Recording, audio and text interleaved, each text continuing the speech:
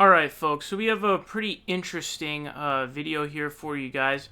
So we've actually already talked about this in a bit of depth about Tulsi Gabbard, presidential candidate Tulsi Gabbard's appearance over on the Rubin Report. She appeared on the Rubin Report for an interview, and it was really weird because she really didn't do anything good with it. She not only allowed multiple right-wing framing of questions, she explicitly agreed with quite a few of those, specifically the one about, some Democrats do like open borders. And, I'm not that crazy, I'm the same Democrat who doesn't want open borders. And so it was really bad. I mean, I haven't seen anybody who came away from that interview going like, oh, I really like it. I think that really the way to find, the snakes in the grass or just the frauds, if you will, is if you see anybody defending that. Now, you guys know there are a couple of people who are big Tulsi super fans, and so what this dude named Kid Show Business did is he put together this little short compilation video where he puts in Tulsi Gabbard's comments in response to Dave Rubin's question, and funny enough, it looks like it was pretty much the same question that he had asked both of them, which I guess makes sense, and it's about the whole open borders things. But as you can tell, folks, they had a very different answer. So I explained to you guys, and I said this repeatedly in the last video I did, all of them, in fact, on the Tulsi Gabbard thing. I told you that Marianne Williamson went in there and she absolutely lectured Dave Rubin. She, really put him in his place, and just really took him down. She did a really good job. So whatever you may think of Marianne Williamson as a candidate, she did a really good job by all accounts, okay? A sort of undisputed opinion there. Tulsi Gabbard, on the other hand, didn't do so well. But before we get into this, I want to let you guys know that I'm over on Patreon, patreon.com/theprogressivevoice. If you become a patron, you will get access to a bunch of premium content. Just posted a couple videos yesterday, one of them, funny enough, about lunatic Tulsi Gabbard supporter Nico House, who did a 2-hour-long video defending Tulsi Gabbard against Anna Kasparian and TYT, and that's a movie-length video, so there's that, and I also posted a video about Sam Harris on Trump and some other videos you can go over there and check out. So make sure to become a patron, patreon.com/theprogressivevoice. And I would like to give a thank you to Joshua Copeland, The Needle Drop, Anthony Fantano, Mike Coleman, David Reed, Jonathan Seal, and Sup Man Dude for becoming patrons. So if you'd like to access premium content, make sure to go over there and become a patron. Anyways, with that said, let's go ahead and play this video. So immigration, I think there's a general sense that the candidates, the Democrats, are basically trying to outdo each other for open borders, something like that. A, do you think that's a fair way to start the question? And B, where do you sit on that? I don't support open borders. Without secure borders, we don't really have a country. And while some of the other Democratic candidates will say, well, open borders, that's a conservative argument, and that's not really what's being advocated for. If you look at the practical implications of some of the things they're pushing for, it is essentially open borders. Okay, a couple more quick. We'll try to do them quick. It seems like everyone's kind of veering to some version of open borders. That's somehow something kind of. No, so tell me. Where do you get this? Well, I don't consider. You say I'm a Democrat. No, I don't consider myself a Democrat anymore. I don't consider myself a Republican, but I'm definitely not a Democrat. I have not heard one candidate. Well, they won't say it, but the policies seem to be. Oh, you don't say it, but you really. I mean, is that healthy, honorable debate? You say it if you believe it. I don't believe it. You can have healthy. No, I take them at their word. I think there's a few things that we've got to do when we're talking about immigration reform. One is we've got to have secure borders. This is not Trump's wall from sea to shining sea. It's about seeing, again, what makes sense. I look at things from a practical, objective-oriented standpoint. I'm a soldier, so I look at what's our objective? Secure the borders. In some places, it may make the most sense to have a wall or some kind of physical barrier in place.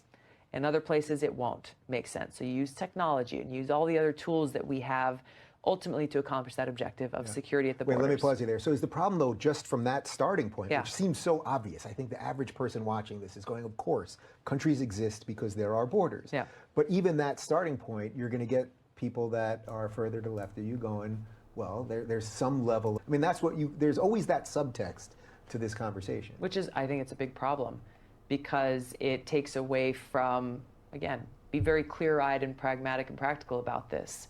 If you want to advocate for open borders, that's fine. Stand on that platform. Make that argument. Okay, so there are a couple things that I want to talk about here that I actually didn't touch on in the previous videos, but to me, when I hear Tulsi Gabbard talking about the border wall, or just the securing the border thing, it seems to be the case that she seems to be in support of a Trumpian type of wall in certain areas, which is weird. So it sounds like she's actually down with putting wall barriers in certain areas on the wall. So that's a bit interesting, I would say. She doesn't sound very much different from Donald Trump when it comes to securing the border. They sound pretty much exactly the same. In fact, I think she's trying to water down her position to, I guess, not sound exactly like Trump. But, you know, border walls in certain areas sounds to me like, oh, you're just going to put it in a border wall, but you don't want to be very explicit about it. And it also seemed like she was starting to, at the end there, basically say that people are, like, covertly in the Democratic Party. People are covertly for open borders.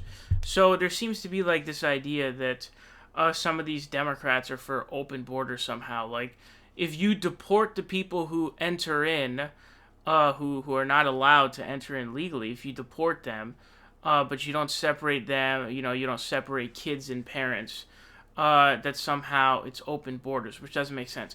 As long as the person gets deported, if they don't enter in legally, that's not open borders, and that's what matters. So there should be no family separation, because it's not a sort of act that is so unjust that it reaches that level, right? Especially when you're talking about people who are sort of running from, they're fleeing from horrible things that are going on in their country. We should also have a lot of empathy, of course, etc., etc. So I don't know really what she's talking about. I'm assuming she references Bernie Sanders' comment, where Bernie responded to a question about allowing open borders from Ezra Klein by basically stating that that's a right-wing idea, which it is. It's a Koch brothers sponsored idea, because for them, if a bunch of immigrants come in, there's a ton of people, they get to do wage labor for like $2 an hour. That's their favorite thing. So that's what they want, all right? So she references that. Then I think she's also probably talking about Julian Castro's plan to, I guess, make it a civil thing. But again, that's not open borders. As long as you're sending the person out, if they don't enter in legally, then it's not open borders. But one thing I had to say is that her idea of the border wall sounds very Trumpian. I don't know, it's weird. The border wall thing sounded extremely Trumpian. But also I want to say, you know, was this interview in and of itself bad? That's the ultimate question I want to get to in this. And I'll tell you why. When we talk about Bernie Sanders going on Fox News for a town hall, there was a pretty big debate as to whether or not he should do that. All right? Because obviously Fox News is a horrible network that's the sort of propaganda outlet of the Republican Party. They're obviously not a real news organization. So you go, oh, do you want to play into the profits and, you know, add legitimization to Fox News? Which I think is a sort of legitimate claim, except for when you factor in the fact that Bernie Sanders uses that platform to then convert more people into his ideology, the Democratic Party, progressivism, etc., etc. So the question here is, so what I mean by that is going on the Rubin report itself is not necessarily a bad idea if you're going to go on and just straight bulldoze them, right? So let's say, you know, Marianne Williamson's interview, for example, that was a great one, because not only did he really get rocked and schooled by Marianne Williamson, and I hate to use that term unironically, schooled, but I mean, that's really what happened. Literally, it was kind of like a lecture. But everyone pretty much had the same opinion. I mean, it really, if you just go in the comment section of the video, everyone had the same opinion that basically he pretty much got schooled. So it had a net gain effect of doing that. What was the good of this, folks? So when you're talking about there was zero good, in fact, it went in the negative direction in terms of what she did in this interview, and then you add up the fact that you're talking about a presidential candidate, all right, going on the Rubin report, which you're automatically boosting the platform the brand, the credibility, etc. So you're lending your name and your stature to the platform ultimately. And that's why you have to be so careful about how you perform in these kinds of interviews, whether or not you go on certain platforms. And so when you go on a platform like the Rubin Report, you suck and you play into his right-wing narratives. How is that good? And I have to say that her constant both sidesing in this was very nauseating. It was really nauseating. Oh yeah, the Democrats are crazy on open borders, and then the Republicans like Trump are crazy on border wall or whatever. It's just really, really cringy stuff. And apparently there's a clip where she's asked to basically define herself, and then she says she's part of everything, which is weird. Like, I don't know, it's just odd. It'd be weird. It'd be weird to kind of describe yourself that way. I don't know. And the wall thing was really weird to me because her comment on the wall really does sound really Trumpian. And I'm actually a bit worried about that at this point. I'm kind of worried that she might be actually keen on doing something like Donald Trump in terms of pulling up that wall. And so I'm certainly concerned about that at this point. But this was a complete waste of time. Not only was it a waste of time, it has a net negative effect, all right? It has a bad effect.